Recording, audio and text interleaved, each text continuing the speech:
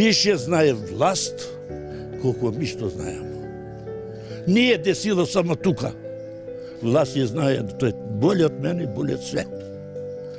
Зашто? Како можеме да знае у Гошница кај што е било, тај банда е било. Зашто они па не ја отише одма да се сфати терет? Па они били у Љупково, били свугде. Дошли овдека, те видиш на каква улицу да јеш улегне. Нема излаз, нема излаз.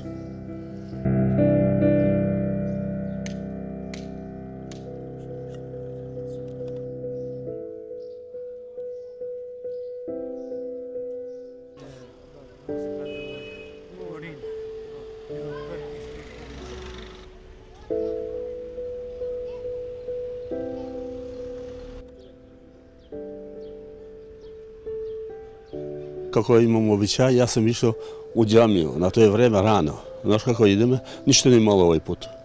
Тотално како сваки пут. Деца су били моја жена и син со 4 деца и жена негова, и тоа су били све ундота. И на браќа тамо позади мене и таа исто така су били.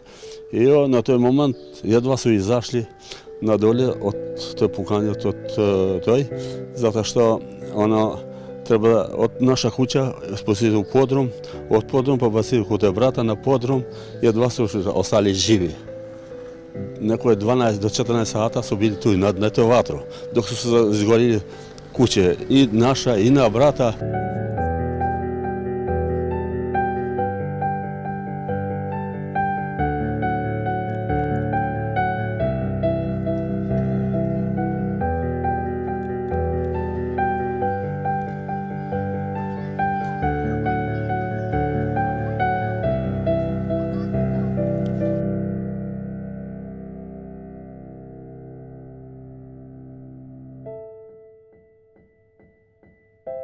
Куманово тогаш покаже сила и верба во вредностите на градење на ова граѓанско општество, каде не дозволиме да се подели градот ни по етничка основа, ни да се створи меѓуетнички конфликт.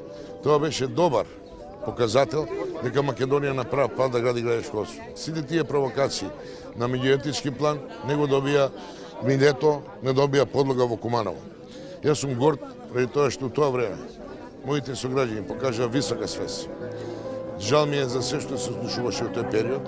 Историјата ќе покаже кои беа мотивите и зошто се случи тоа во Куманово.